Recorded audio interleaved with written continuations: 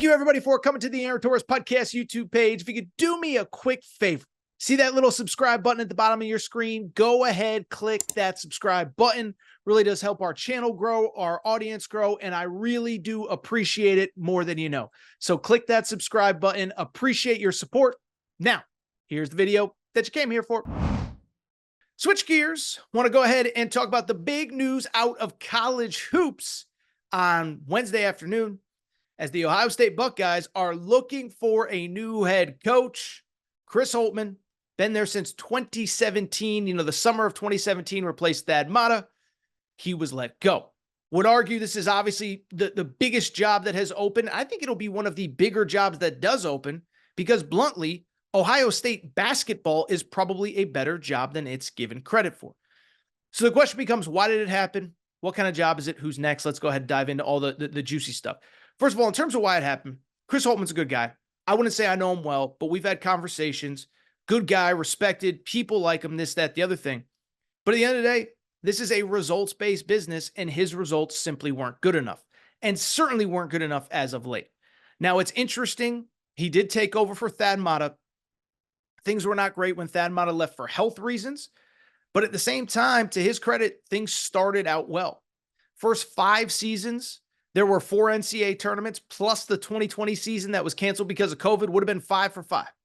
But what's also worth noting is that he never made it beyond the first weekend. And you could sit there and say, well, it's Ohio State. No. You know, Thad Matta, he went to 5 Sweet 16s during his time there, including 2 trips to the Final Four at Ohio State. It can be done. It's that kind of job with that kind of resources, those kind of facilities, those kind of players that you can get. And so when you look at Chris Holtmann, it was the combination of you replaced a guy who was really successful. You didn't maintain or exceed that level of success. And then there's no other way to put it. The last couple of years have not been good. And maybe even more importantly, it's continued just a trend of one disappointment after another after another. You go ahead and look at the last couple weeks, okay? Or last couple of years, excuse me. First of all, you can even go back like 4, 5, 6 years. I remember the season of 2019-2020 when the tournament was canceled because of COVID. Ohio State got up to they got up to number 1 in the country. And I remember in late December, they actually played Kentucky and Vegas when both teams were ranked in the top 10. Ohio State was ranked in the top 5. I bring it up because Ohio State finished the year 21-10, 11-9 that season after starting 9-0 and getting to number 1 in the country. They were 11-1 when they beat Kentucky in that game. And so that was kind of the trend with Chris Holtmann. I hate to say it, but it's the truth. You start out hot, but you struggle from there. Last year, started 10-3, finished 16-19. Many Ohio State fans wanted him gone after last year. They bring him back, give him another chance. He starts 12-2. But I'm here to tell you, even Ohio State fans, even when things were going good, I don't really feel like ever truly believed that this was going to be the guy that got them back on track, and they were proven right. 14-11 right now as he gets fired, and more importantly, they are struggling second to last in the Big Ten right now as they sit at 4-10 in the Big Ten standings overall. Only Michigan, who we may have to have another one of these emergency videos here soon, only Michigan was worse, okay? So it was not good. But I will say this, Chris Holtmann's out. I wish him luck. He's going to get paid a lot of money to not coach Ohio State. So I think there's 2 quick things before we get into the job itself and then the candidates. One, do think it's interesting. The AD who did the firing is not the one that's going to do the hiring. You don't see that very often. But Gene Smith, who's been at Ohio State forever, I mean, he's been there for a long time. He announced that he is retiring. And it's already been official that Ross Bjork, who is at Texas A&M, is replacing him. Why do I bring it up? It's because the guy who hired Chris Holtmann, Gene Smith, also fired him on Wednesday. But it's going to be Ross Bjork that ends up ultimately making the hire here over the next couple weeks. So the bottom line remains that it's going to be a different AD. We don't really know what the plans are. Ross Bjork obviously just hired Mike Elko, the football coach at Texas A&M. But the other thing that's worth noting, Ohio State is paying $14 million in buyout money, okay? And so I think when you factor in that buyout money with the buyout money that would be owed for certain candidates, I do think it is actually going to limit 2 or 3 guys that Ohio State might be interested in. Now, in the inverse, Let me also say this.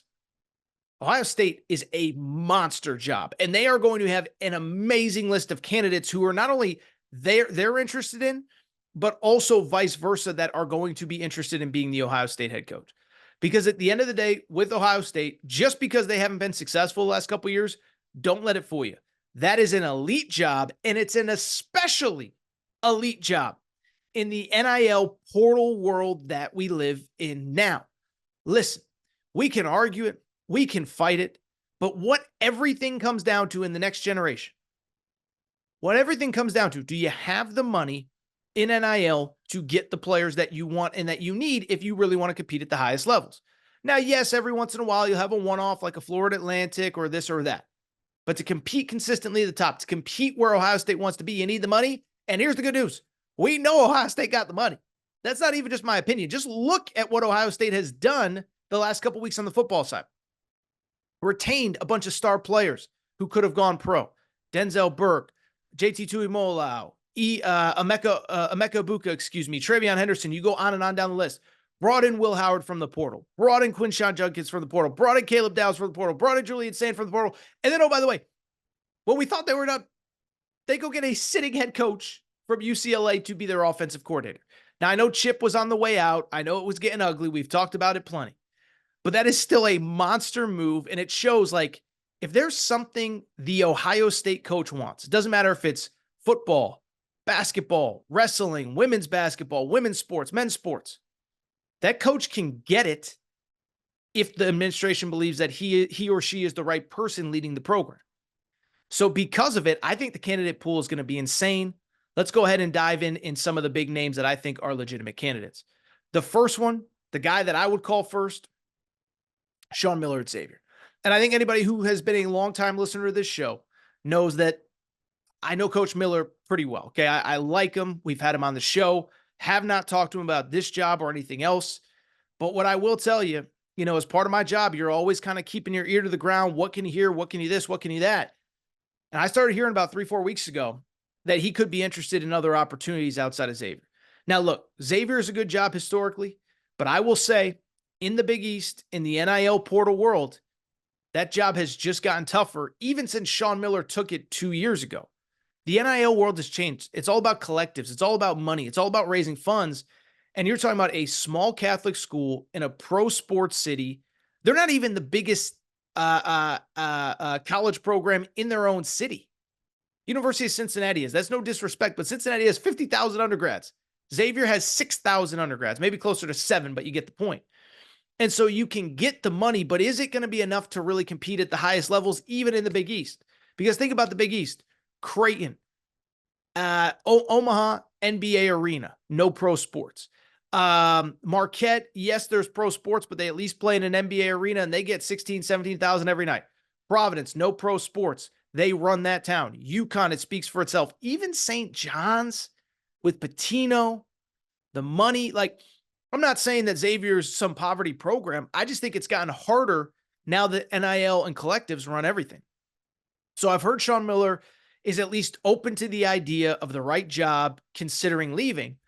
And I'm here to tell you, man, if Ohio State could get him, Ohio State would win big and immediately. Because the one thing about Sean Miller, listen, the guy is a monster, but the guy has proven when you give him the same resources as anyone in the sport, oh, he's going to win big. Now, people say, oh, he never made a Final Four at Arizona. Okay, well, guess what? He made 3 Elite Eights and 5 Sweet 16s, okay? I was at one of those Elite Eight games.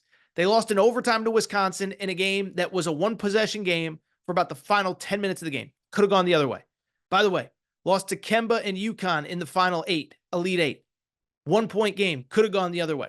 So don't tell me that, oh my God, he was this close 2 or 3 times, okay? And you put him at Ohio State, he's a Midwest guy. I think he would crush at Arizona. Made a Sweet 16 at Xavier last year. That's worth noting as well. And I think the other thing too, he could obviously get the players that are needed.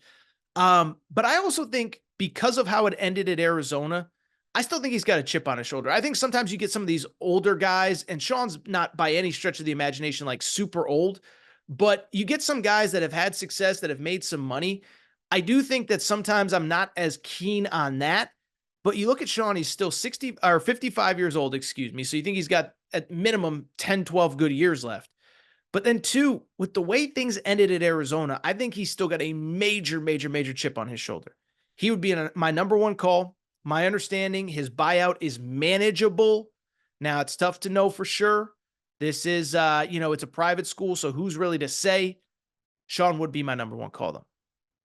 After Sean Miller, a couple names that I think are interesting. One, Lamont Paris at South Carolina, okay? So we are recording before the South Carolina-Auburn game. We will see how that goes. But Lamont Paris is probably your national coach of the year right now, okay? This is a guy at South Carolina, okay? That is a tough place to win. I'm sorry, South Carolina fans, don't be offended, but it is. You know, South Carolina, as we record, you understand that they are ranked right now. They are currently ranked 11th in the country. They're 21-3, only losses at Clemson, at Alabama, and against Georgia. So basically have one bad loss all year. By the way, they won against Tennessee on the road. They beat Kentucky at home. This is a monster team. Beyond that, Lamont Paris does have ties to the area. He's from Ohio. He played college basketball in Ohio. And it is worth noting, Big Ten ties because he was a longtime assistant at Wisconsin. I think he would bring back some of that pride to that program, that toughness to the program. They're going to defend and they're going to play their butts off. The only thing I will say, I've heard that the powers that be that are going to make this hire, not just Ross Bjork, but also, the money people that are going to be funding both Chris Holtman's buyout and the new hire, they want a good product. Let me put this. They want a good product, but they want a fun product to watch. Okay. They don't, and that's my only concern with Lamont Paris. They play slow. They're low scoring. They do win, though, which I do think is very important in this hire. But is it the most aesthetically pleasing style? I don't know. But I think, listen, if you can win in year 2 at South Carolina, you can win pretty much anywhere. Keep it going. I think a very interesting name is a guy who almost got the job last time, and that's Greg McDermott at Creighton, okay? As I said, this is a completely different job than the last time it opened. And because of it, I think Greg McDermott is at least interested this time around. First off, he's a little younger than I thought. Like, I thought Greg McDermott, he's been at Creighton so long, I figured he must be mid to late 60s. Guy's 59 years old. He got the Creighton job when he was like 44. So he's been around a minute. Credit to him. He's built them into a winner, made the Elite Eight last year. And a couple things stand out. One, I've heard he's more willing to consider leaving, but then also, and I think this is important as well, Creighton's going to lose a lot off this year's team. So last year they make the Elite Eight, excuse me. This year, they really brought back 2 or 3 guys that they weren't necessarily expecting. Baylor Shireman could have gone pro last year, had a bonus year, COVID year, said, you know what, I'm from Nebraska, I'm making good NIL, let me come back. Ryan Kalkbrenner and Trey Alexander, 2 guys that are probably going to be in the NBA. Both could have been second-round picks. I'm sure NIL was a factor, decided to come back. Add Steve Ashworth, a grad transfer. All those guys could potentially be gone this year. And I was thinking about Creighton the other day in the bigger picture of like, what is this program a year from now without considering that Mac could potentially be a candidate at a place like Ohio State? My understanding is he's interested. My understanding is his buyout makes sense. It's affordable. I think he's a legitimate candidate at Ohio State, and he does play that kind of up-tempo spacing ball movement system that people like. Really quickly, one name that I've actually heard over the last couple weeks to keep an eye on. Not the sexiest name if you're not a college basketball junkie, but Nico Medved at Colorado State. I know for certain that at the very least, Ohio State, the people that will be making this hire, have at least started doing a little bit of background just to kind of get a feel for who this guy is. But for people who don't watch Colorado State, fun style, they play fast, they're aggressive, and they're winning. Made the tournament 2 years ago as a 6 seed as an at-large. This year, they're sitting at 19-5 overall. Now, admittedly, they did get bumped pretty good on the other night at San Diego State. They got beat up pretty good, but they're currently 19-6. I think I said 19-5. And they're going to make the NCAA tournament. They're trending as an at-large candidate. They beat Creighton, ironically enough, earlier in the year. They got into about the top 10, top 12 nationally. And again, they play that fun style that I think Ohio State fans would really like. Worth noting, by the way, Niko Medved has Midwest ties. He is from the state of Minnesota, went to the University of Minnesota. I think Minnesota was interested in him the last time they had a job opening. He was not really interested in reciprocating going back to his alma mater, but he's from Minneapolis, went to Minnesota, coached at Drake, which is in the Big Ten footprint. I think he makes a lot of sense. And like Greg McDermott, he's losing most of a very good roster after this year. Now, he strikes me as the kind of guy, listen, if it comes down to it, if it comes down to coming back, I think he's happy at Colorado State, but I think he'd at least consider it. But I do think he is probably a second-tier type candidate. A couple names that I do not think are a factor. One that I think would be the number one choice if the opportunity presented itself, but it's not going to. It's my boy, Big Mick Energy, Mick Cronin. Listen, Mick Cronin's a great coach, okay? He's turned around UCLA yet again after they struggled early. And my understanding is he wants to get back to the Midwest. I believe if his contract wasn't the way it was, that he would potentially be the number one candidate at Louisville and the number one candidate at Ohio State, and he could essentially pick either of those two jobs. The problem is he has a contract with UCLA where his buyout is $16 million after this season. So respectfully, Ohio State's got money. They don't have money to pay $30 million in buyout money, 14 to Chris Holtmann, 16 to Mick Cronin. It's just not going to happen. I do wonder, I was thinking about Mick Cronin, my buddy, the other day, or I was thinking about him when this job opened. And when I say he's my buddy, I don't really mean it like that. But I was thinking, I wonder if he had to do that contract over, because I'm sure when he signed it, it was like, yeah, you're going to pay me money that's going to set me up for the rest of my life, but I'm going to have a buyout that's going to keep me from going anywhere. I'm sure at the time he signed it, it sounded great. Now UCLA's headed to the Big Ten. It's an NIL portal world more than it's ever been. UCLA historically has had trouble getting kids in through the portal. UCLA just doesn't operate. Like, UCLA is just not the kind of place that you can bring in 7, 8, 9, 10 guys through the portal every offseason. So I think he would be a candidate, but I just don't think his buyout is going to allow it. And it's the same with Nate Oates. Listen, I know what people are going to say, Torres, you said 2 days ago Nate Oates could be a candidate if Calipari ever left Kentucky. Well, under the assumption that Calipari leaves Kentucky, they are not firing him and paying him his full buyout.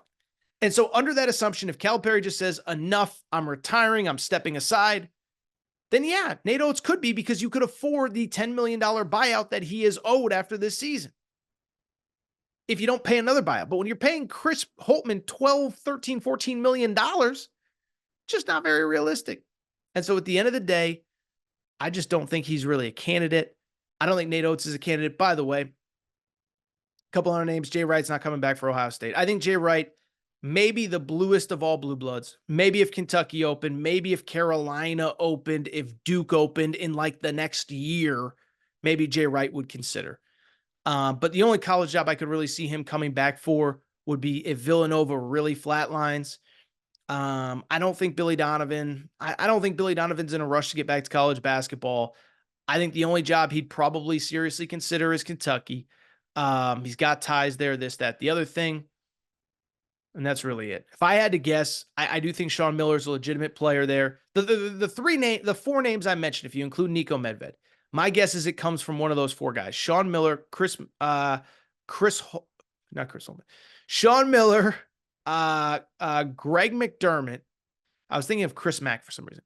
Sean Miller, Greg McDermott, Niko Medved, or Lamont Paris. My guess is it comes from one of those 4 guys.